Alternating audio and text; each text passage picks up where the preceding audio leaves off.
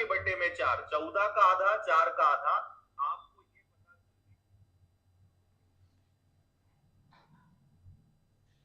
Hello, चलिए एक बार clear कर दीजिएगा अभी सभी लोग कि आवाज सही से जा रही है कि नहीं। स्टार्टिंग से ठीक है पंकज जी, स्टार्टिंग से हम समझाएंगे, एक रुकिएगा बस। हेलो, चलिए अब हाँ ठीक है, अब क्लियर जा रही है, अब हर एक कोई दिक्कत नहीं होगी। देखिए पहला जो सवाल था आपके लिए क्या था कि आपको ये बताना था कि निम्न में से कौन सी संख्या जो है वो 3 से क्या है विभाज्य है। हाँ ठीक है, कोई बात नहीं है, पता नहीं कैसे वो हो गया था। चलिए आइए अब शुरू करते हैं हम। अब आवाज अच्छे से जा रही है।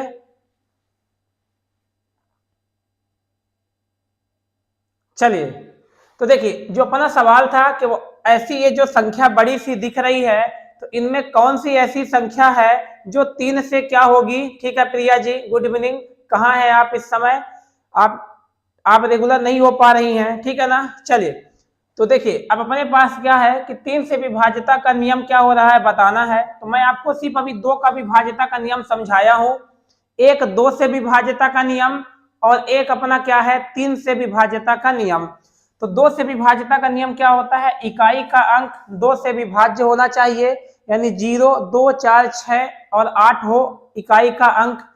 दूसरा क्या है अपने पास 3 से विभाज्यता का नियम, ठीक है पंकज जी। तो ये अंकों का जो योगफल है वो 3 से क्या होना चाहिए, विभाज्य होना चाहिए, ठीक है ना। अब हमने क्या किया है, यहाँ अंकों का योगफल किया है। तो 3, 2, 5, 5, 3, 8, 4, 12, 6, 18, 7, 25, 8, 33 और 2 क्या हो जाएगा 35। यहाँ करेंगे आप तो 3 और 6 9, 6 15, 8 23 और 9 क्या हुआ अपने पास 32, 8 7 15, 6 21, 5 26, 4 30, 3 33 और 2 क्या हुआ अपने पास 35 और यहाँ 6 4 10 और 2 क्या हो जाएगा 12। अब ये अंकों का क्या आ चुका है आपके पास योगफल। तो आप बताएं क्या 35 जो है वो 3 के टेबल में आता है, तो ये 3 से विभाज्य नहीं है, तो ये ऑप्शन क्या हो गया गलत। 32 भी जो है वो 3 के टेबल में नहीं आता तो गलत। 35 तो ऑलरेडी गलत ही था। बस 12 ही एक ऐसा नंबर होता है जो 3 से क्या होता है आपका विभाज्य होता है, यानी जब आप भाग देंगे तो शेषफल क्या आएगा 0 आएगा। यानी यही संख्या जो होगी ऑप्शन नंबर 4 वही आपके इस सवाल का क्या होगा आंसर होगा, ठीक है ना। तो ये आसान सा सवाल था, आसानी से आपको समझ में आ गया होगा। चलिए आइए अगला सवाल देखिए क्या है। अगला सवाल जो है वो सिंप्लीफिकेशन का सवाल है कि जो सवाल दिया गया है आपको उसको क्या करना है, सॉल्व करना है और उसका आंसर बताना है कि जो आंसर है वो क्या होगा, ठीक है। तो देखिए अब करेंगे क्या आप कि जब भी ऐसे सवाल आएंगे तो अगर आप देखें तो यहाँ 27 है, यहाँ 3 की पावर 4 है, यहाँ भी 3 की पावर है, यहाँ भी 3 की पावर है और वहां भी क्या है 3 की पावर ही है, ठीक है। तो जब भी ऐसे सवाल आएंगे तो आपको एक माइंड में कॉन्सेप्ट आना चाहिए कि अगर a की पावर m और इंटू क्या है a की पावर n, तो उसका मान क्या होता है a की पावर m और प्लस में क्या होता है n। और दूसरा अगर कभी अगर डिवाइड का साइन आए तो यहाँ डिवाइड का अगर साइन हो जाता है तो जो पावर होती है वो आपस में क्या हो जाती है माइनस हो जाती है। यही दो कॉन्सेप्ट यहाँ पास क्या करेंगे लगेंगे, ठीक है ना। कि जब अगर मल्टीप्लाई है तो घात आपस में जुड़ जाती है और अगर भाग का साइन है तो जो चिन्ह है वो आपस में क्या हो जाता है माइनस हो जाता है, यानी घात आपस में क्या हो जाती है घट जाती है। अब यहाँ अगर आप सॉल्व करें तो देखिए क्या होगा, 27 को आप क्या लिखेंगे 3 की पावर 3 और अपान में क्या है 3 की पावर 4 इंटू ये क्या हुआ 3 की पावर अपने पास माइनस का 5 अपान 3 और यहाँ देखिए ये रूट में 3 है। आपको ये पता होना चाहिए कि अगर कोई संख्या ऐसे लिखी है जैसे एक और यहाँ पास n लिखा है तो इसका मतलब क्या होता है a की पावर 1 अपान n होता है। तो अगर आप इसको सॉल्व करेंगे तो यहाँ क्या हो जाएगा 3 की पावर -7 और अपान में क्या हो जाएगा 3 और इंटू क्या हो जाएगा अपने पास, तो ये हो जाएगा 3 की पावर 4, ठीक है। क्या इतनी बात सबको समझ में आई है? चलिए सचिन जी गुड इवनिंग। आइए अब यहाँ समझते हैं। तो यहाँ देखिए 3 की पावर 4 से 3 की पावर 4 क्या हुआ कट गया। अब यहाँ हर जगह जो है बेस क्या है, समान है, यहाँ भी 3 है, यहाँ भी 3 है, यहाँ भी 3 है। तो यही आपको फॉर्मूला लगाना है कि अगर बेस समान होता है, ठीक है, अच्छा ठीक है प्रिया जी, कोई बात नहीं है। तो है क्या कि जो अगर बेस समान होता है तो आप क्या करेंगे, पावर को आपस में क्या हो जाएंगी, जुड़ जाएंगी। तो यहाँ देखिए 3 तो अपने पास बेस समान है, यहाँ पावर क्या है 3, यहाँ पावर क्या है -5/3 और यहाँ पावर क्या है -7/3। तो इसको आप सॉल्व करिए तो ये हो जाएगा 3 की पावर 3। आप इन दोनों को पहले सॉल्व कर लीजिए तो 7 5 12 और 12/3 करेंगे तो क्या हो जाएगा -4। तो ये 3 हुआ, 4 में 3 गया तो क्या हो जाएगा -1। अब इतनी बात आपको पता होनी चाहिए कि अगर कभी भी पावर जो है वो -1 हो, अगर कभी ऐसा लिखा रहे a की पावर -1 तो आप उसको क्या लिख सकते हैं, 1/a लिख सकते हैं। इस बात को आप क्या ध्यान में रख के चलेंगे। तो 3 की पावर -1 का मतलब क्या हो जाएगा 1/3 और यही आपके इस सवाल का क्या हो जाएगा, आंसर आ जाएगा। तो जो बी नंबर है वही आपका क्या है, ऑप्शन है। ठीक है, तो क्लास को लाइक और शेयर कर दीजिए और सभी लोग कमेंट बॉक्स में क्या करेंगे, आंसर देंगे, है ना। आपका आंसर सही गलत कुछ भी रहे, आप ऑप्शन करेक्ट करके, है ना, जो भी यहाँ है आप ऑप्शन आप टिक करिए, क्योंकि इससे आप क्या रहेंगे, क्लास में इन्वॉल्व रहेंगे। ठीक है ना। आइए बढ़ते हैं अगले सवाल की ओर और ये जो कॉन्सेप्ट मैं समझा रहा हूं आप उनको भी क्या करेंगे, रिवाइज करते हुए चलेंगे।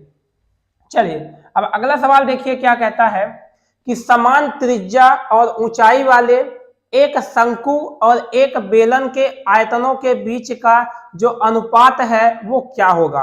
अब समझिएगा कितना प्यारा सा सवाल है। कहता है कि त्रिज्या क्या है, समान है, और ऊंचाई क्या है, समान है। तो जो आपको मैं कॉन्सेप्ट पढ़ा दिया हूं, ठीक है ना, तो आपको मैं समझाया था ये ऑफलाइन में चीजें कि जब भी त्रिज्या और ऊंचाई समान होती है और आपसे क्या पूछे, शंकु और बेलन पूछे, तो अगर ये बात करेंगे तो ये अपने पास क्या होता है, शंकु। ये शंकु की क्या होती है, यहाँ पास ये सेंटर है, तो ये सेंटर से ये क्या हो जाएगा आपका रेडियस, और यहाँ से यहाँ ये क्या होती है अपने पास, ऊंचाई होती है। और अगर हम बात करें बेलन की तो ये क्या हुआ अपने पास, बेलन हुआ। ठीक है, अब यहाँ देखिए क्या कह रहा है कि ऊंचाई और त्रिज्या समान है, मतलब यहाँ रेडियस r ही होगी और जो ऊंचाई होगी ये भी क्या हो जाएगी अपने पास h ही होगी। इस बात को क्या किया है, सवाल में बोला गया है। ठीक है अतुल जी, बहुत बढ़िया। अब यहाँ समझिएगा आप चीजों को कि जो आयतन का अनुपात आपको बताना है, तो जब आप शंकु का आयतन लिखेंगे तो शंकु का आयतन क्या होता है, 1/3 और πr² क्या होता है, h। जब आप यहाँ से बेलन का आयतन लिखेंगे तो इसका आयतन क्या होता है, तो ये होता है आपका πr² में क्या होता है, h। और आपसे क्या पूछा जा रहा है, दोनों का आपसे क्या पूछ रहा है, अनुपात पूछ रहा है। तो यहाँ निकाल दीजिए आयतन का अनुपात, किसका, शंकु और बेलन का। तो ये हो जाएगा 1/3 πr²h और अपान में क्या हो जाएगा अपने पास πr²h। तो यहाँ से ये दोनों कट गया तो आपके पास क्या आ गया, 1/3, या इसी को आप क्या लिख सकते हैं, 1 और अनुपात में 3। तो ये किस ऑप्शन में है, तो जो ऑप्शन नंबर बी है वही आपके इस सवाल का क्या हो जाएगा, आंसर हो जाएगा। ठीक है, अब इस बात को थोड़ा सा आप समझिएगा कि कभी भी अगर रेडियस और ऊंचाई बराबर होती है तो जो शंकु होता है वह हमेशा उसका आयतन बेलन के आयतन का 1/3 ही होगा। ये इसमें लगाने वाला कोई सवाल नहीं था, पर आप पहली बार होगा किसी का, इसलिए मैंने साथ में डायग्राम और फॉर्मूले भी क्या किया है, आपको लिख दिया है। ठीक है ना। चलिए बढ़ते हैं अगले सवाल की ओर और उसको हम क्या कहते हैं, समझते हैं।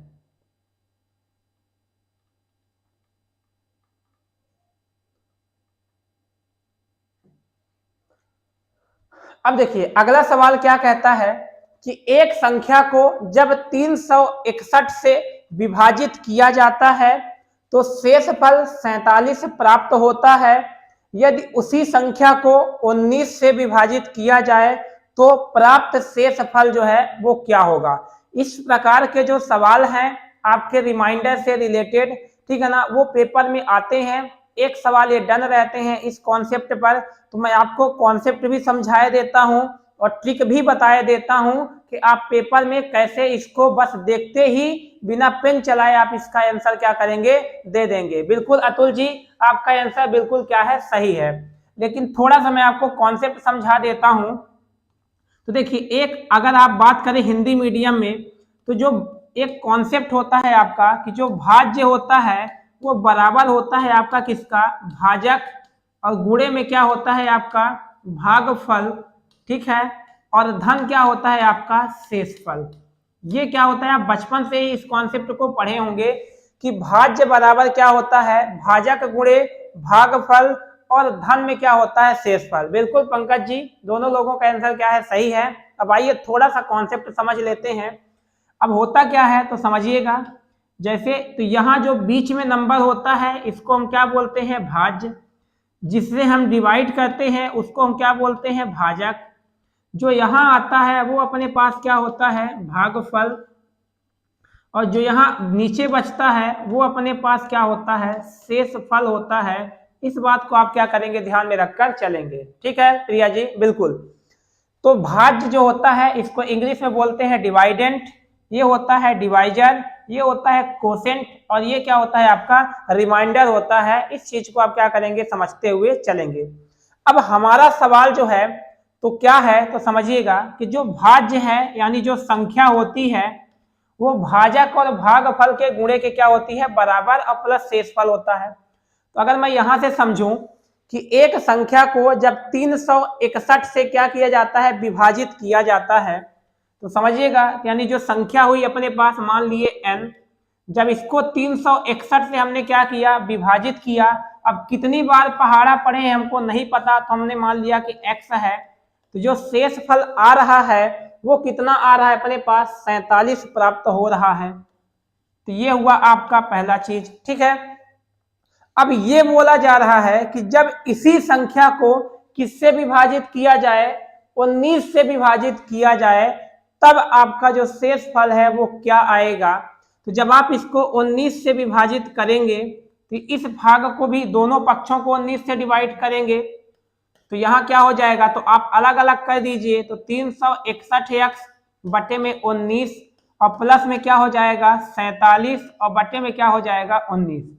अगर आप ध्यान से देखें तो जो 361 है वह एक ऐसा नंबर है जो 19 के पहाड़े में आता है। मेरी बात को ध्यान से सुनिएगा, जो 361 है वो 19 के पहाड़े में आता है। 19 का स्क्वायर क्या होता है, 361। तो जब आप यहां से इसको भाग देंगे तो जब आपका रिमाइंडर आएगा तो यहां तो रिमाइंडर क्या हो जाएगा 0, और जब आप 47 में 19 का भाग देंगे तो 19 दूना 38, और बचेगा कितना अपने पास 9। तो दोनों को आप जोड़ेंगे तो आपका जो आंसर आएगा वो कितना हो जाएगा 9। और ये किस ऑप्शन में है, तो जो ऑप्शन नंबर सी है वही आपके इस सवाल का क्या है, आंसर है। ठीक है, तो आंख बंद करके आप लोग सवाल को मत लगाइएगा। यहां आपने क्या किया होगा, डायरेक्ट 47 को 19 से विभाजित कर दिया है और आपका आंसर कितना आ गया है, 9 आ गया है। लेकिन ये करने से पहले आप ये चेक कर लीजिएगा, क्योंकि जब मैं ऑफलाइन में समझाता हूं ये चीजें तो अच्छे से बताता हूं कि जो पहले आपका भाजक था और जो नया वाला भाजक है वो दोनों एक दूसरे के टेबल में आना चाहिए। ठीक है ना, तो जो 361 है वो 19 के टेबल में आता है। इसीलिए आपको बस पेपर में क्या करना है, ट्रिक, कि आपको बस ये 47 उठाना है और इस 19 से क्या कर देना है, आपको विभाजित कर देना है। तो जो आपका आंसर आएगा शेषफल, वही आपका क्या हो जाएगा, आंसर। इस बात को क्या करेंगे, आप ध्यान में रखकर चलेंगे।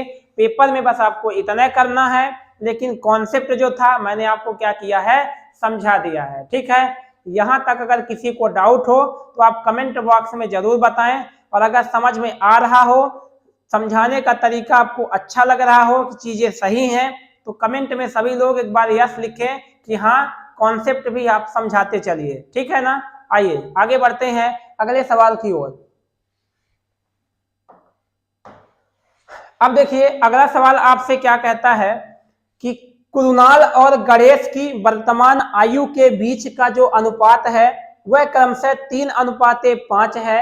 यदि अब से 4 वर्षों के बाद कृणाल गणेश से 12 वर्ष छोटा होगा तो कृणाल की वर्तमान आयु जो है वो क्या होगी। ठीक है, अब ये देखिए कितना प्यारा सवाल है, मतलब कुछ है ही नहीं इसमें, एकदम आप इसको मुंह जवानी आप इस सवाल को क्या कर सकते हैं, लगा सकते हैं। बस एक बात आप मुझे बताइए, अगर आज मैं आपसे 2 वर्ष बड़ा हूं तो आने वाले 5 वर्षों बाद भी मैं क्या 4 वर्ष का बड़ा हो जाऊंगा कि 2 वर्ष का ही रहूंगा?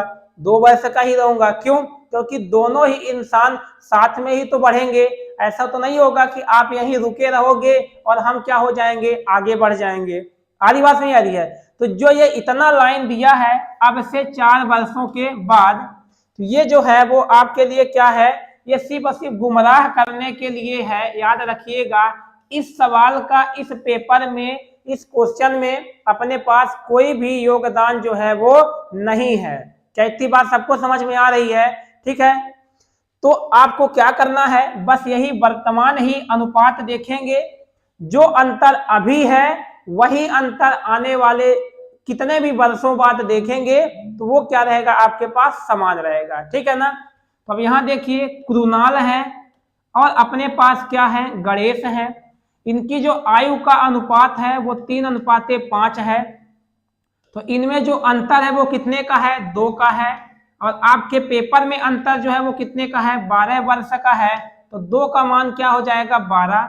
तो 1 का मान कितना हो जाएगा, तो आप बोलेंगे 6 साल 1 का मान हो जाएगा। आपसे पूछा क्या गया है, कृणाल की आयु बताइए, तो 3 का मान निकालेंगे तो 6 से गुणा कर दीजिए तो 18। अगर आपसे गणेश का पूछा होता तो आप 6 का गुणा कर देते तो 6 पंचे कितना हो जाता, 30 हो जाता। यही आपके इस सवाल का क्या हो जाएगा, आंसर। तो कृणाल का पूछा है तो जो कृणाल की आयु होगी वो कितना हो जाएगी, 18 साल हो जाएगी। ठीक है अतुल जी, प्रिया जी, बिल्कुल आंसर आपका क्या है, सही है। ठीक है ना? चलिए आगे बढ़ते हैं अगले क्वेश्चन की ओर और उसको हम क्या कहते हैं, सीखते हैं। अब देखिए अगला जो क्वेश्चन है वो क्या कहता है, तो आइए बढ़ते हैं। अगला जो क्वेश्चन है आपके सामने है, कहता है 5, 10, 15, 20 डैश डैश श्रेणी में 15वां पद आप क्या करिए, बताइए। अब ये जो सवाल है वो आपका समांतर श्रेणी का सवाल है। इस बात को क्या करेंगे, आप ध्यान में रखकर चलेंगे। तो देखिए अब ये जैसे कैसे पता चला, तो पहला पद जो है 5 है, फिर आपने 5 जोड़ा तो आपको 10 मिला, फिर आपने 5 जोड़ा तो आपको क्या मिला, 15 मिला। ऐसे चीजें क्या हो रही हैं, आगे बढ़ रही हैं। आपसे क्या पूछा जा रहा है कि 15वां पद क्या करिए, आप बताइए। ठीक है ना? ठीक है अतुल जी, बहुत बढ़िया। तो समझिए सबसे पहले एपी क्या होती है, तो मैं आपको एपी का कॉन्सेप्ट समझाए देता हूं कि जो समांतर श्रेणी होती है वो क्या होती है। तो एक ऐसी श्रेणी जिसमें पदों का अंतर क्या हो, समान हो, उसी को अपन क्या बोलते हैं, समांतर श्रेणी यानी अरिथमेटिक प्रोग्रेशन बोलते हैं। तो पदों का जो अंतर हो वो क्या होना चाहिए, समान हो। ठीक है ना? पदों का अंतर क्या होना चाहिए, समान हो, उसी को अपन क्या बोलते हैं, समांतर श्रेणी बोलते हैं। तो उसका जो स्टैंडर्ड फॉर्म होता है वो क्या होता है, जैसे प्रथम पद ए है तो अगला पद जो होगा वो उसमें हम 1 नंबर जोड़ दिए तो डी हुआ, फिर आगे बढ़ेंगे तो वही डी फिर से जोड़ेंगे तो 2D। ऐसे जब आप आगे बढ़ते जाएंगे तो जो n वां पद होता है आपका वो क्या हो जाता है, a + n-1 और इंटू क्या होता है, d होता है। ये आपकी क्या होती है, अरिथमेटिक सीरीज होती है। ठीक है, अब अगर आप यहाँ थोड़ा सा ध्यान से समझे चीजों को, तो आप अब एक बात बताइए, प्रथम पद में अगर आप देखें तो क्या है, ए है। दूसरा पद जो है ये पहला पद होता है, ये दूसरा पद है, और ये क्या है, तीसरा पद है। तो अगर आप ध्यान से देखें तो जो T2 है यानी जो दूसरा पद है उसमें D कितना है, 1 है। जो तीसरा पद है उसमें जो अपने पास D है वो कितना है, 2 है। तो मतलब जो भी आप पद लिखते हैं तो जो D होता है उससे 1 क्या होता है, कम होता है, होता ही नहीं होता है। तो उसी प्रकार जब आप 90 पद को देख रहे हैं तो ND के जगह पर क्या है, n- क्या है, 1D है। क्या इतनी बात समझ में आ रही है? अब आपको बताना क्या है 15वां पद। तो जब आप 15वां पद लिखेंगे तो बताइए क्या होगा, ए तो सभी में है तो क्या हो जाएगा ए। अब यहाँ 15 है इसीलिए जो डी होगी वो क्या हो जाएगी 14D हो जाएगी। अब ये जो प्रथम पद होता है इसको बोलते हैं ए, और जो ये अंतर आया है हर जगह जो समान आया है इसको हम क्या बोलते हैं डी बोलते हैं। इस बात को आप क्या करेंगे समझेंगे। तो ए का मान कितना आ गया अपने पास 5, 14, और डी का मान कितना है अपने पास, तो यहाँ 5 ही है, तो ये हो जाएगा 5 और प्लस में 14 पंचे 70 और 70 में 5 जोड़ेंगे जो आपका आंसर आ जाएगा वो क्या हो जाएगा 75। इस बात को आप क्या करेंगे समझते हुए चलेंगे, ठीक है ना। तो ये साथ साथ आप कॉन्सेप्ट भी सीखते चलिएगा और क्वेश्चन आपसे बनेंगे ही। अगली बार जब आएंगे तो डायरेक्ट आप सीधे लिख करके आप उसका क्या बता दिया करेंगे आंसर, ठीक है। आइए बढ़ते हैं अगले सवाल की ओर और उसको हम क्या कहते हैं सीखते हैं। अगला सवाल देखिए क्या कहता है कि एक 300 मीटर लंबी रेलगाड़ी 0.4 मिनट में एक खंभे को क्या करती है पार करती है। तो आपको ये बताना है कि 450 मीटर लंबे पुल को पार करने में वह मिनट में क्या समय लेगी, ये आपको क्या करना है बताना है। तो बड़ा ही आसान सा ये सवाल है, जिस तरीके से मैं आपको समझाऊंगा अगर आप समझ गए तो ये मानिए कि आपको ये पेन भी उठाने की जरूरत सवालों में नहीं पड़ेगी। अब है क्या कि जो रेलगाड़ी है जब भी किसी अगर खंभे को पार करती है या कभी किसी पोल को पार करती है या कभी किसी व्यक्ति को पार करती है, तो याद रखिएगा कि उसमें क्या होता है कि उसमें वो अपनी लंबाई को ही क्या करती है कवर करती है, ठीक है। क्योंकि जैसे अगर ये पोल है ना, अगर कोई ये व्यक्ति है कोई पोल है तो जो ट्रेन होती है वो बहुत लंबी होती है। आ रही बात नहीं आ रही है? जो अपने पास ये खंभा होता है वो ना के बराबर लंबाई का होता है, इसलिए इसकी लंबाई को नेग्लेक्ट कर देते हैं। सिर्फ हम किसकी लंबाई को लेते हैं ट्रेन की लंबाई को हम क्या कहते हैं लेते हैं, ठीक है। अतुल जी देखते हैं। लेकिन जब दूसरा केस आप ध्यान रखिएगा कि अगर कभी भी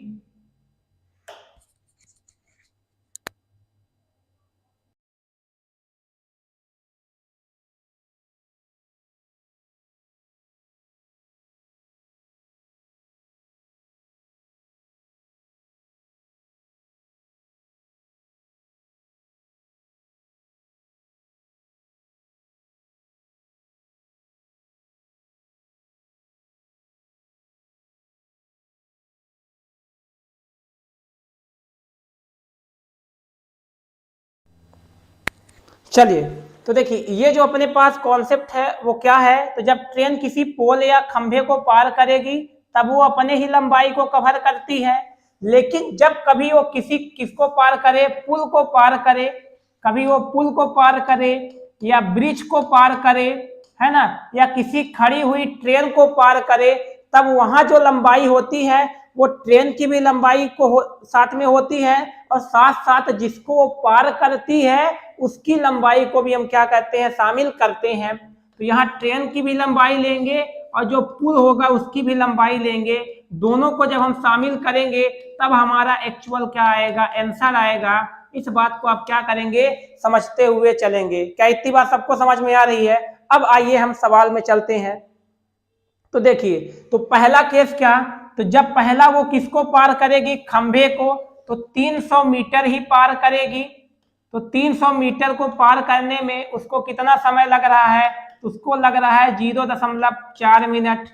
अब दूसरे केस में जब वह पुल को पार करेगी, ठीक है ना, तो पुल को जब पार करेगी तो अपनी भी लंबाई और पुल की भी लंबाई, तो यानी पहले आप एक का मान निकालिए, तो यहाँ से 1 मीटर का मान कितना हो जाएगा, तो आप बोलेंगे 0.4 और बटे में क्या हो जाएगा 300। अब जो हमको लंबाई चाहिए तो 300 भी चाहिए और साथ साथ में 450 भी चाहिए। तो अब जो लंबाई नई जो लंबाई होगी वो क्या होगी LT और प्लस में LP, मतलब ट्रेन की लंबाई और पुल की लंबाई। तो 300 और प्लस में क्या हो जाएगा 450, यानी अब जो पार करेगी तो कितना करेगी 750 मीटर। तो आपको जो समय चाहिए अब किसका चाहिए 750 का समय चाहिए। तो यहाँ निकाल लीजिए, तो 750 मीटर का समय, तो ये हो जाएगा 0.4 बटे में हो जाएगा 300 और गुणे में क्या हो जाएगा अपने पास 750। तो यहाँ से आप सॉल्व करेंगे तो जीरो हट पॉइंट हटाएंगे तो एक जीरो और आ जाएगा, जीरो से जीरो हट गया, 75 एक कम 75, 75 से जाएगा 4 बार, 4 से 4 एक कम 4, तो एक कम क्या हो जाएगा 1 मिनट। यही आपके इस सवाल का क्या हो जाएगा आंसर, जो कि ऑप्शन नंबर आपका क्या है सी है। जो ये मैं कॉन्सेप्ट आपको समझा दिया हूं, मैंने कोई फॉर्मूला यूज नहीं किया है, मैंने बस आपको कॉन्सेप्ट समझाया है कि पहले जब पुल को या खंभे को पार करेगी तो 300 मीटर वो लंबाई कवर करेगी, लेकिन जब पुल को या ब्रिज को पार करेगी तो अपनी लंबाई को भी कवर करती है और साथ साथ उस दिए गए पुल या ब्रिज को भी कवर करेगी। तो पहले 300 का निकाले, फिर हमने किसका निकाल दिया 750 का, तो वो आंसर कितना आ गया आपका 1 मीटर। यही आपके इस सवाल का क्या होगा आंसर होगा। क्या इतनी बात सबको समझ में आ रही है? चलिए बहुत बढ़िया, आइए आगे बढ़ते हैं अगले सवाल की ओर। अगला सवाल देखिए, लुप्त संख्या निकालिए। तो यहाँ देखेंगे आप, तो 3 चौको क्या है 12, 6 चौको क्या है 24, तो यहाँ भी 2 का गुणा 4 से होना चाहिए, तो x के जगह पर क्या हो जाएगा 8। यही आपके इस सवाल का क्या हो जाएगा आंसर। तो इस वाले सवाल में तो कुछ था ही नहीं, है ना, 2 चौको 8, है ना, 3 चौको 12 और 6 चौको कितना हो जाएगा 24 हो जाएगा। ये तो सभी का आंसर आना चाहिए। फटाफट कमेंट बॉक्स में लिखिए सब कोई, है ना। x का मान क्या होगा, तो 2 वाले में रिलेशन देखिए, तो 3 का 4 गुना है, 6 का भी 4 गुना है, तो 2 का 4 गुना कितना हो जाएगा 8 हो जाएगा। क्या आ गया सभी को समझ में? चलिए बिल्कुल अतुल जी, इसका आसानी से आंसर सभी को आ जाना चाहिए। आइए बढ़ते हैं अगले सवाल की ओर। अगला सवाल देखिए क्या है, कहता है एक पति और पत्नी की औसत आयु 7 वर्ष पहले 27 वर्ष थी जब उनका विवाह हुआ था, ठीक है। अब पति पत्नी और उनके पुत्र की जो औसत आयु है वह 24 वर्ष है, तो पुत्र की आयु आपको क्या करना है बताना है, ठीक है। रुचि जी बहुत बढ़िया, प्रिया जी समझिएगा, यहाँ क्या है अपने पास वर्तमान, ठीक है, और वर्तमान से कितने वर्ष पहले 7 वर्ष पहले जब उनका क्या हुआ था विवाह हुआ था, कौन कौन से पति जी और पत्नी जी, तो उनकी जो एवरेज आयु थी वो कितना थी अपने पास 27 साल थी। समझिएगा मेरी बात को। अब आगे जब बढ़ेंगे तो आप बताइए पति पत्नी दोनों ना बढ़ेंगे, तो जब वो इस पोजीशन पर पहुंचेंगे तो यहां से जब वो यहां आएंगे तो यहाँ पास जो उनकी एवरेज आयु होगी वो कितनी हो जाएगी, तो आप बोलेंगे जो ये 7 साल पहले थे तो आगे आएंगे तो 7 जुड़ जाएगा, तो 27 और 7 में कितना हो जाएगा 34 साल क्या हो जाएगा उनका एवरेज आयु हो जाएगी। आली बात समझ में ना। तो अगर यहाँ से अपन क्या निकालें पति और प्लस में पत्नी निकालें, तो देखिए औसत क्या है 34 है, तो जब आप कुल आयु निकालेंगे तो 34 का डबल हो जाएगा यानी 68। लेकिन यहाँ पास क्या है पुत्र भी शामिल हो गया, तो जब आप पुत्र को शामिल कर दिए तब जो एवरेज हो गया वो कितना है अपने पास 24 साल है। लेकिन यहाँ अपने पास जो संख्या है वो कितने लोग हैं, तो 3 लोग हैं, और यहाँ कितने लोग हैं 2 लोग हैं, ठीक है ना। तो 2 लोगों का टोटल हो जाएगा 68। लेकिन उसी समय जब पुत्र को शामिल कर लिया जाता है तो एवरेज 24 साल है, तो जब आप यहाँ से 24 का निकालेंगे, ठीक है, तो 24 का अपने पास क्या हो जाएगा 3 से गुणा करेंगे तो पति भी शामिल हो गया, पत्नी भी शामिल हो गया, और जब उनका पुत्र भी शामिल हो गया तो 24 और 3 कितना हो जाएगा 72 साल। तो यहाँ से इसको घटा दीजिए तो ये हट जाएंगे और पुत्र की आयु आपको क्या निकल जाएगी, तो 72 में से 68 जाएगा तो कितना हो जाएगा 4 साल, जो कि किस ऑप्शन में है आपका, जो ऑप्शन नंबर डी है। बिल्कुल सभी का आंसर क्या है सही है, ठीक है ना। आइए बढ़ते हैं अगले सवाल की ओर कि अगला जो सवाल है वो क्या है, ठीक है। देखिए अगला सवाल क्या कहता है, धनात्मक पूर्णांक x, y और z का जो रिलेशन दिया गया है वो आपको क्या दिया है कि एक्स वाई बराबर क्या है 14 है, वाई जेड बराबर क्या है अपने पास 10 है, और जेड एक्स बराबर क्या है अपने पास, तो ये अपने पास क्या है 35 है। ठीक है, अब आपसे पूछा है कि x plus y plus z का जो मान है वो क्या होगा। आ रही बात समझ में ना। तो देखिए क्या करेंगे आप, तो ये 3 समीकरण है, एक है अपने पास 2 है और अपने पास क्या है 3 है। तो आप क्या करिए कि तीनों का आपस में क्या कर दीजिए, गुणा कर दीजिए। तो एक एक्स यहाँ है, एक एक्स यहाँ है, तो जब गुणा होगा तो एक्स स्क्वायर, एक बाई यहाँ है, एक बाई यहाँ है, जब गुणा होगा तो क्या हो जाएगा बाई स्क्वायर, एक जेड यहाँ है, एक जेड यहाँ है, तो जब गुणा होगा तो क्या हो जाएगा जेड स्क्वायर। क्या इतनी बात सबको समझ में आ रही है? चलिए अब यहाँ जब गुणा करेंगे तो क्या हो जाएगा 14 और गुणे में 10 और गुणे में क्या हो जाएगा 35 हो जाएगा। इस बात को आप क्या करेंगे समझेंगे। ठीक है, आइए आगे बढ़ते हैं।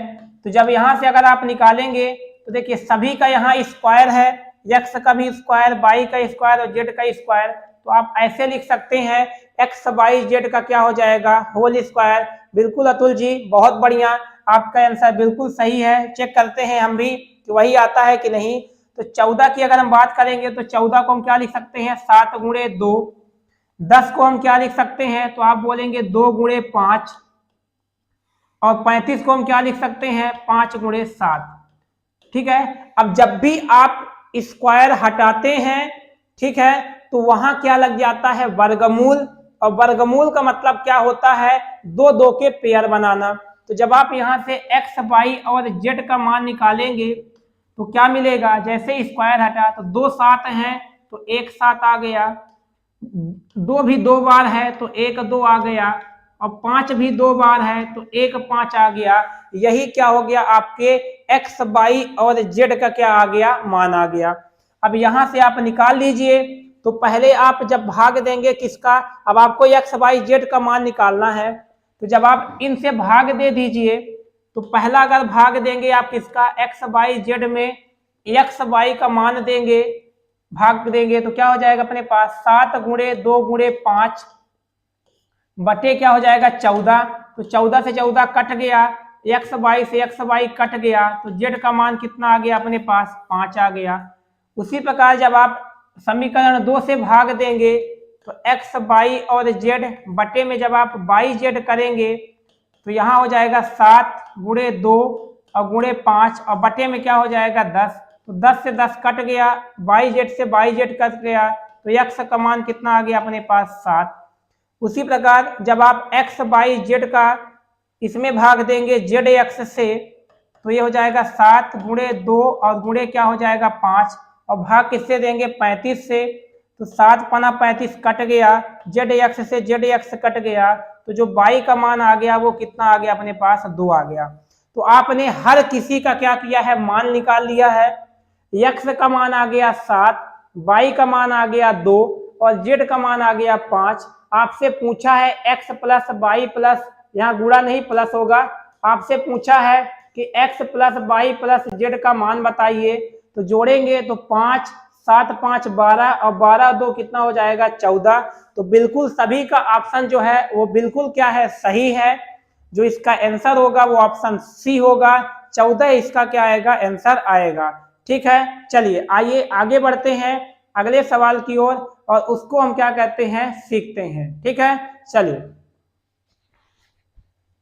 अब अगला सवाल देखिए अपने पास, सवाल नंबर 10 क्या है, दिए गए समीकरण के मूल्यांकन करिए। अब यहाँ अपने पास कितना आसान सा सवाल है, देखिएगा यहाँ से आप अगर आप देखें तो ये डायरेक्ट लिखा हुआ है 625 और बटे में 125 और बराबर में क्या है अपने पास x और अपान में √5।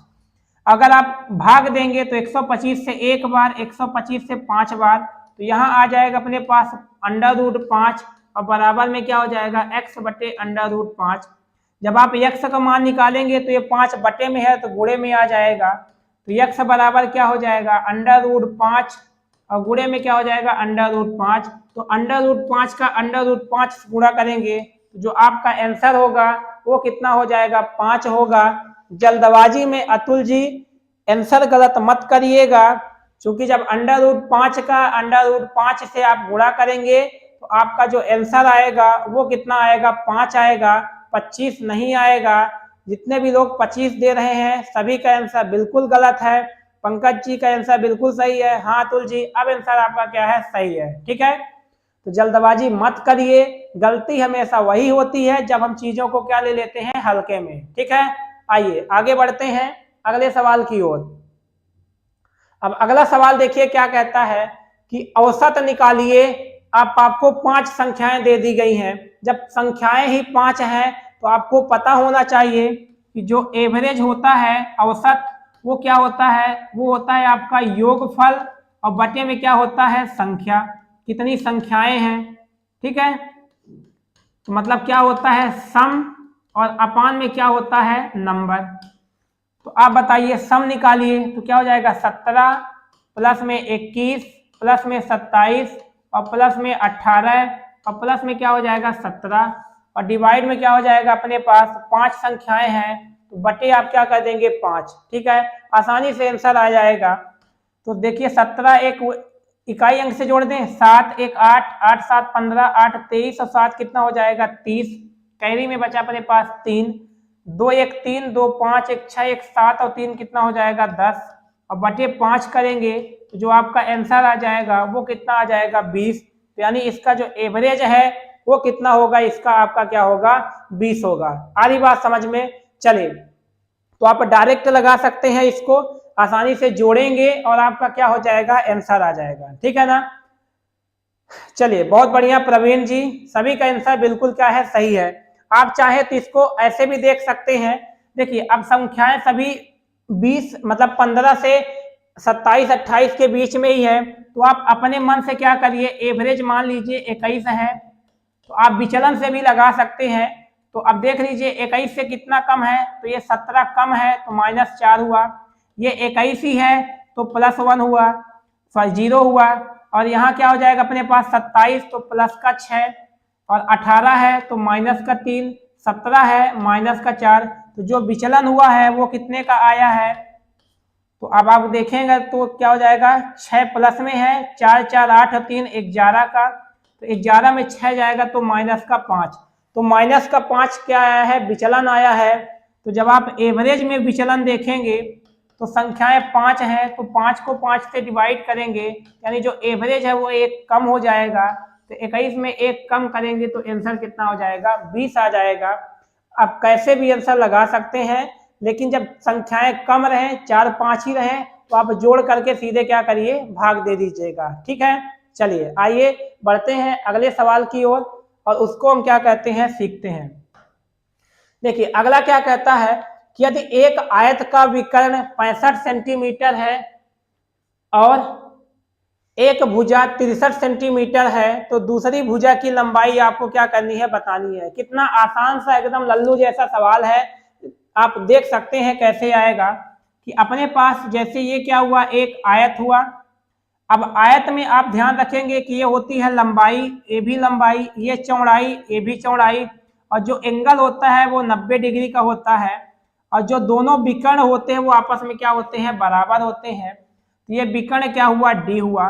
ठीक है, तो यहां से अगर आप ध्यान से समझे तो यहाँ जो सवाल है वो क्या लग जाता है, आपका पाइथागोरस प्रमेय लग जाती है। तो अगर इसको आप लगाएं तो डी का मान कितना दिया है अपने पास, तो आप बोलेंगे 65 सेंटीमीटर। लंबाई जो है अपने पास कितना दे दी गई है, 63, और आपसे पूछा है कि जो बी का मान है वो क्या होगा, यही आपके इस सवाल में आपसे पूछा गया है। तो आइए लगाते हैं। तो मैं आपको क्या बताया कि जो डी स्क्वायर होता है वो बराबर होता है एल स्क्वायर और प्लस बी स्क्वायर के। ये क्या होता है आपका, पाइथागोरस क्या होती है, प्रमेय होती है कि लंब का स्क्वायर प्लस आधार का स्क्वायर और बराबर में क्या होता है, कर्ण का स्क्वायर। तो जब आप यहाँ से बी स्क्वायर का मान निकालेंगे तो क्या हो जाएगा आपका डी स्क्वायर और माइनस में क्या हो जाएगा एल का स्क्वायर। तो इसको आप क्या लिख सकते हैं, इसको आप लिख सकते हैं a माइनस बी यानी d माइनस एल, और इसको आप क्या लिख सकते हैं d प्लस एल। ठीक है, फॉर्मूला आप लोगों ने पढ़ा होगा, a स्क्वायर और माइनस में b स्क्वायर, तो बराबर क्या होता है d minus a minus b और a प्लस क्या होता है b होता है। अब डी का मान रखिए, तो डी का मान 65 है, तो 65 और माइनस में 63, और फिर क्या हो जाएगा 65 और प्लस में क्या हो जाएगा 63। तो आप निकाल लीजिए, तो बी स्क्वायर बराबर क्या हुआ, 65 में से 63 जाएगा तो 2 आएगा, और 65 में 63 आप जोड़ेंगे तो 128 हो जाएगा। तो बी स्क्वायर बराबर 128 का डबल 256, और जब आप b का मान निकालेंगे तो क्या हो जाएगा अंडर रूट 256, और 256 का जो वर्गमूल होता है वो क्या होता है 16 होता है, जो कि किस ऑप्शन में है आपका, जो ऑप्शन नंबर सी है वही आपके इस सवाल का क्या होगा आंसर होगा। आ रही बात समझ में? तो आप डायरेक्ट 65 का स्क्वायर निकाल के और 63 का स्क्वायर निकाल के माइनस कर देते तो आपका 256 आ जाता, लेकिन आपको स्क्वायर निकालने में थोड़ा सा समय लगता। ठीक है प्रवीण जी, प्रिया जी, बिल्कुल है ना, तो आपको वो स्क्वायर निकालने में समय लगता, इसलिए मैंने आपको नया अप्रोच बता दिया है कि कभी आपको अगर कर्ण भी दिया जाए और आधार या लंब में से कोई एक दिया जाए तो आप हमेशा ए स्क्वायर माइनस बी स्क्वायर का फॉर्मूला यूज करके ए माइनस बी और ए प्लस बी कर देंगे तो आसानी से वो टूट जाएगा और आप उसका क्या निकाल लेंगे वर्गमूल। ठीक है, चलिए आइए बढ़ते हैं अगले सवाल की ओर और उसको हम क्या कहते हैं सीखते हैं। अब अगला सवाल देखिए क्या कहता है कि 2 का क्या घात लगाएं कि 2 की घाते 10 का क्या हो आधा हो। समझिएगा क्या बोल रहा है कि 2 में से क्या घात लगा दिया जाए कि वो 2 की घाते 10 का क्या हो जाए आधा हो जाए। बड़ा ही प्यारा सा सवाल है। तो सबसे पहले आप ये कर दीजिए कि 2 की घाते 10 का मान क्या होता है। तो 2 की घाते 10 को आप क्या लिख सकते हैं 2 की घाते 5 और उसकी घाते 2, और 2 की घाते 5 का मतलब क्या होता है तो 2 दूनी 4 दूनी 8 दूनी 16 और दूनी क्या हो जाएगा 32 हो जाएगा। तो 32 का स्क्वायर, तो जब आप 32 का स्क्वायर लिखेंगे तो क्या हो जाएगा 1024। अब आपको ये देखना है कि ऐसा यहाँ पास कौन सा मान लिखा जाए कि जो 1024 का क्या हो आधा होना चाहिए। समझिएगा मेरी बात को, तो आप ही बताएं 1024 का जो आधा होगा वो क्या होगा, तो आप बोलेंगे 512। अब आप चेक कर लीजिए कि 2 की क्या घात लगाया जाए कि आपको 512 मिले। तो 2 की घाते 1 तो क्या होगा 2 ही होगा, गलत हो गया। 2 की घाते 11 तो ज्यादा हो जाएगा आपका, 1024 का डबल 2048 हो जाएगा, तो ये तो 2 गुना है, ये भी गलत। 2 की घाते 0 1 होता है, तो 1 और 512 तो नहीं हो सकता। 2 की घाते 9 करेंगे आप तभी आपको क्या मिलेगा 512, ये आप करके देख सकते हैं। 2 दूनी 4 4 दूनी 8 दूनी 16 32 64 128 256 और 512। तो जब आप 2 की पावर 9 करेंगे तभी आपका जो आंसर आएगा वो 512 आएगा, जो कि 1024 का क्या है आधा है। क्या इतनी बात सबको समझ में आ रही है? चलिए ठीक है, तो इसका आंसर क्या हो जाएगा 2 की पावर 9। आइए अगले सवाल की ओर बढ़ते हैं। अगला सवाल क्या कहता है, देखिए क्या कह रहा है कि अब्दुल जो है एक 100 पृष्ठों वाली पुस्तक के 25 पृष्ठ को क्या कहता है पढ़ता है। ठीक है, अकबर ने उसी पुस्तक का 2/5 पढ़ा है, तो निम्न कथनों में कौन सा एक सत्य नहीं है। निम्न में से कौन सा एक सत्य नहीं है, ये आपको क्या करना है बताना है। तो देखो 100 में से उसने क्या पढ़ा है 25 पढ़ा है, और ये 100 में से क्या पढ़ा है 2/5 पढ़ा है। तो आप निकालिए पहले, तो 100 में से 2/5 निकालेंगे तो कितना मिलेगा आपको, तो आप बोलेंगे 40 मिलेगा। ठीक है, अब आपको ये चेक करना है कि कौन सा सही है और कौन सा क्या है गलत है। तो अब ये कौन है अपने पास अकबर है, और जो अब्दुल है वो कितना पढ़ा है, तो वो तो अपने पास कितना पढ़ा है 25 पढ़ा है। आपको 25 और 40 का रिलेशन देखना है कि कौन सा जो ऑप्शन है वो गलत दिया गया है। ठीक है ना, ठीक है प्रवीण जी आगे आ जाइए। अब यहाँ देखिए अब्दुल ने अकबर से आधा पढ़ा है, अकबर 40 अब्दुल 25, क्या 40 का आधा 25 होता है? नहीं, तो पहला ही ऑप्शन इसका क्या हो गया गलत हो गया। दूसरा ऑप्शन पढ़ लीजिए, अकबर ने अब्दुल से अधिक पढ़ा है, बिल्कुल 40 जो है 25 से ज्यादा है।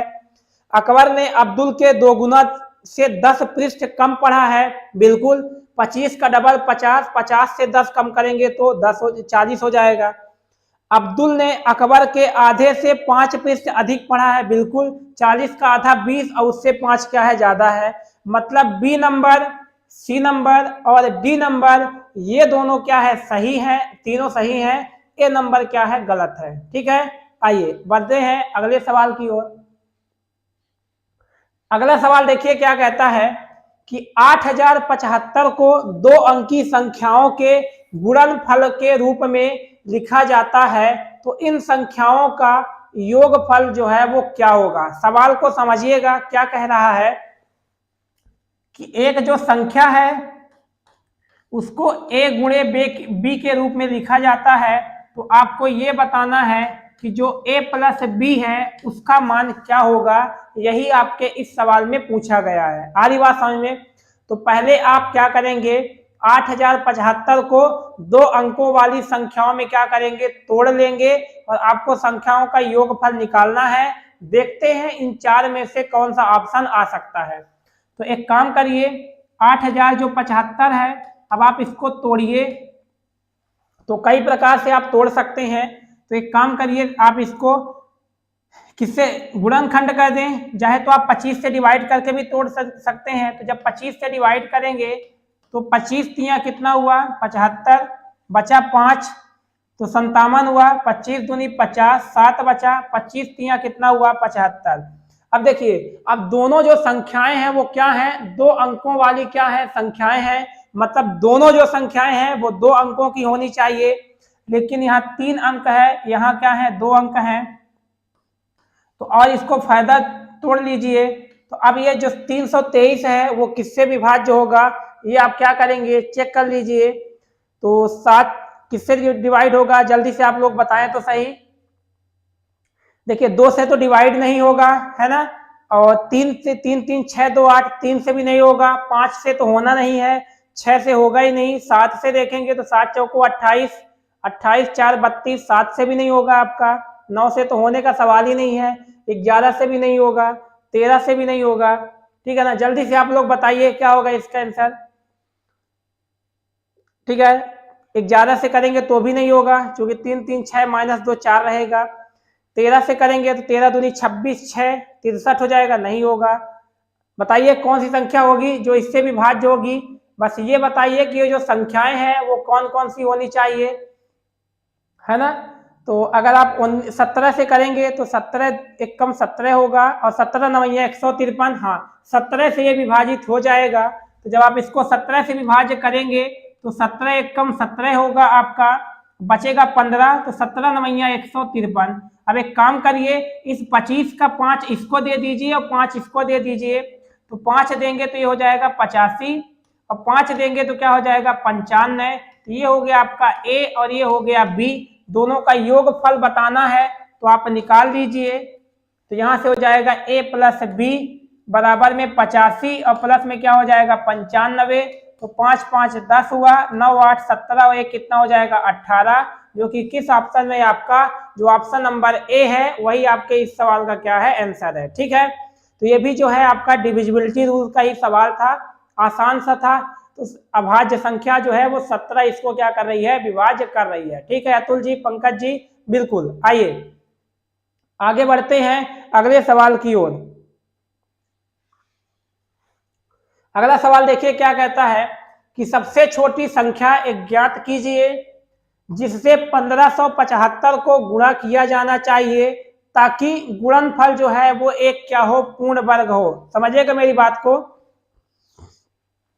अगर कोई भी जो संख्या है वो पूर्ण वर्ग है तो तभी होती है जब उसके अभाज्य जो गुणनखंड होते हैं उनमें से जो प्रत्येक हो वो पूर्ण वर्ग होना चाहिए। तो आप इसका क्या कह दीजिए, फैक्टराइजेशन।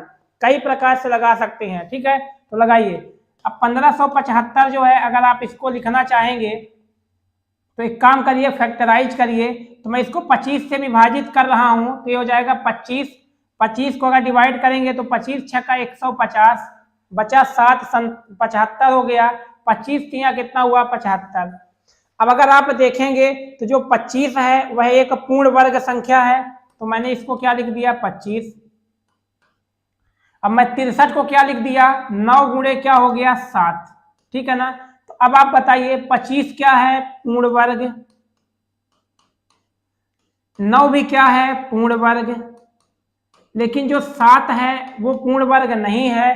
तो अगर 7 को, ठीक है दीपक जी, अगर 7 को पूर्ण वर्ग बनाना है तो एक साथ हमको और चाहिए, तभी ये भी पूर्ण वर्ग बनेगा, यानी यहाँ भी 7 का गुणा ही करना पड़ेगा। तो जो आपका आंसर आ गया वो कितना आ गया कि ऑप्शन नंबर जो सी है वही आपके इस सवाल का क्या होगा आंसर होगा, ठीक है ना।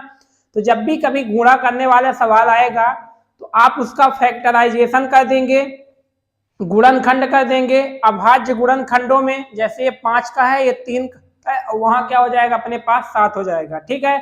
सभी का आंसर बिल्कुल क्या है सही है। आइए बढ़ते हैं आगे की ओर। चलिए अगला सवाल देखिए क्या है, क्या कह रहा है कि एक बहुभुज जिसकी जो भुजाएं हैं वो 8 हैं उसको क्या कहा जाता है। तो ये तो सभी को पता ही होगा कि अगर बहुभुज जो है जिसमें 8 भुजाएं होती हैं उसको क्या कहा जाता है। तो आप बोलेंगे उसको कहा जाता है अष्टभुज। षटभुज में 6 भुजाएं, पंचभुज में 5 होती हैं और 10 भुज में क्या होती हैं 10, और अष्टभुज में क्या होता है 8। तो यही आपके क्या हो जाएगा सवाल का आंसर हो जाएगा, ठीक है, कि जो 7 होगा। बिल्कुल अतुल जी 7 ही होगा उसका आंसर, 3 आपने गलती से लिख दिया है। तो तीसरे नंबर का जो आंसर आएगा वो क्या आएगा कि जो बहुभुज है जिसकी भुजाएं 8 है उसको क्या बोला जाता है अष्टभुज बोला जाता है। इस बात को आप क्या करेंगे ध्यान में रखकर चलेंगे, ठीक है ना। आइए अगले वाले सवाल में चलते हैं। क्या कहता है कि समीकरण 2x + 3y = 8, 5x + 4y = 13 है, तो x व y का मान निकालिए। अब ये जो सवाल है वो 9वीं 10वीं का सवाल है, आपने पढ़ा होगा प्रतिस्थापन विधि, विलोपन विधि, वज्र गुणनखंड विधि, है ना। तो ये सभी में से कोई भी आप क्या करेंगे लगा देंगे, आपका आंसर आ जाएगा। तो आइए सॉल्व करते हैं। 2x और प्लस में 3y बराबर में क्या हो जाएगा 8, और 5x और प्लस में 4y और बराबर में क्या है अपने पास 13। जब भी ऐसे सवाल आएंगे तो आप क्या करेंगे कि आप चुपचाप विलोपन विधि लगाइएगा, वो आसान होती है, आसानी से आपका आंसर आएगा। तो चाहे आप x का गुणांक दोनों जगह बराबर कर दें और चाहे y का गुणांक दोनों जगह बराबर कर दें, आसानी से आपका क्या हो जाएगा आंसर। तो एक काम करिए, आप इस वाले में समीकरण 1 में 5 का गुणा कर दीजिए और समीकरण 2 में किसका गुणा कर देंगे 2 का। तो दोनों जगह x जो है बराबर हो जाएगा। तो 5 दूनी 10x प्लस में 5 तिहाई 15y और बराबर में 8 पंचे 40। 2 का गुणा करेंगे तो 2 पंचे 10x और 4 दूनी 8y और बराबर में 13 दूनी कितना हो जाएगा 26। आप इन दोनों में से इसको घटा दीजिए, तो 1 + 1 माइनस तो क्या हुआ कट गया। 15 में से 8 जाएगा तो 7y और 40 में से 26 जाएगा तो कितना हो जाएगा 14।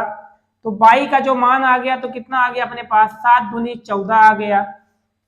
और जैसे ही y का मान आपको मिला तो आप क्या करेंगे कि यहाँ पास क्या पुट कर देंगे, चाहे इसमें y का मान, तो निकाल लीजिए x का मान। 2x = 8 - 3y, y के जगह पर आप क्या रख देंगे 2।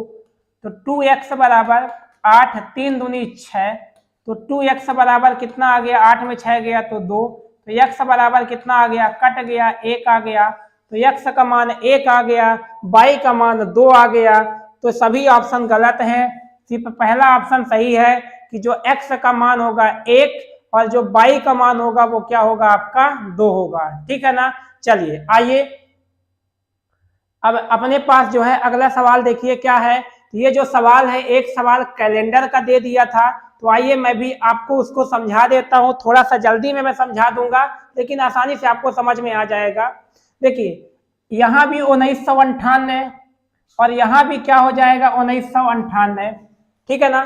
तो आपको क्या करना है आगे बढ़ना है, ठीक है, और उसी साल आगे बढ़ना है। तो समझिएगा जब आपका रिफरेंस दिया होता है, मैं कैलेंडर में पढ़ाता हूं, जब आप आगे की ओर जाएंगे तो जितना आपके पास विषम दिन आएंगे उनको आप क्या करेंगे जोड़ेंगे, और जब आप पीछे की ओर आएंगे तो क्या करेंगे, माइनस करेंगे। तो आपको जाना कहाँ है, अप्रैल से दिसंबर में जाना है।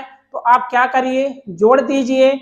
और आपको विषम दिन में ही जाना रहता है, इसीलिए आप क्या करेंगे, उसको 7 से विभाज्य करेंगे। तो मेरी बात को समझिए, अप्रैल से कहाँ जाना है आपको, दिसंबर में। तो अप्रैल हुआ, मई हुआ, जून हुआ, जुलाई हुआ, अगस्त हुआ, सितंबर हुआ, अक्टूबर हुआ, नवंबर हुआ, और अपने पास क्या आ गया, दिसंबर। अब बताइए 1 अप्रैल तो है ही, 1 अप्रैल के बाद अब कितने दिन इसमें बचे हैं, तो आप बोलेंगे 29 दिन और बचे हैं।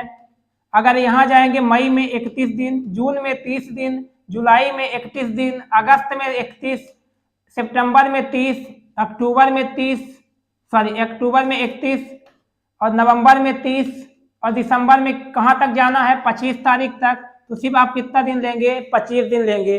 अब चूंकि आपको लेना क्या होता है, विषम दिन ही लेना रहता है। तो जब आप विषम दिन निकालेंगे तो सभी को 7 से क्या कर दीजिए, डिवाइड कर दीजिए। तो यहाँ से आपका क्या हो जाएगा, आंसर आ जाएगा। तो निकाल दीजिए यहाँ से विषम दिन, तो निकाल दीजिए। तो पहले काम करिए, लिख दीजिए। तो यहाँ रिमाइंडर आपको लिखना है। तो 7 चौको 28 बचा 1, 7 चौको 28, 3 2, 3 हुआ, 3 हुआ, 2 हुआ, 3 हुआ, 2 हुआ, 7 तिरिक 21 और 4 क्या हो गया, 25। अब जहां जहां आपके पास 7 बने उनको आप क्या करिए, हटा दीजिए। तो 4 3 7 हट गया, 3 2 5 और 2 7 हट गया, है ना, 3 3 6 और 1 7 हट गया। सिर्फ आपके पास क्या बचा है, 2 दिन ही आपके पास क्या बचे हैं, विषम बचे हैं। तो चूंकि आप आगे की ओर गए हैं, इसीलिए आप 2 दिन क्या करेंगे, जोड़ देंगे। तो आपके पास जो दिन था वो क्या था, बुधवार था। तो जब आप इसमें 2 दिन क्या करेंगे, जोड़ देंगे, तो आपका जो आंसर हो जाएगा वो शुक्रवार होगा। इस बात को क्या करेंगे, आप याद में रखेंगे। तो जो ऑप्शन सी है वही आपके इस सवाल का क्या हो जाएगा, आंसर हो जाएगा। क्या इतनी बात सबको समझ में आ रही है? चलिए, तो ये आपका क्या था, कॉन्सेप्ट था। और भी मैं एक तरीका इसका पढ़ाता हूं, कभी अगर जो सवाल ऐसा मिला तो मैं आपको वो वाला तरीका भी क्या करूंगा, सिखा दूंगा, ठीक है ना। तो अगर आज की क्लास अच्छी लगी रही हो तो आप जरूर सभी को लाइक और शेयर करिएगा। जितना हो सके आप अपनी तरफ से सभी को शेयर करें, सभी लोग इसका फायदा उठाएं अपने शहर में, है ना, कहीं भटकने की जरूरत उनको ना पड़े। बाकी अपन मिलते रहेंगे डेली, इसी प्रकार का सेशन से आपको चीजें हो जाएंगी, ठीक है ना। चलिए, सभी को बाय बाय, खूब मन लगा के पढ़ाई करिए।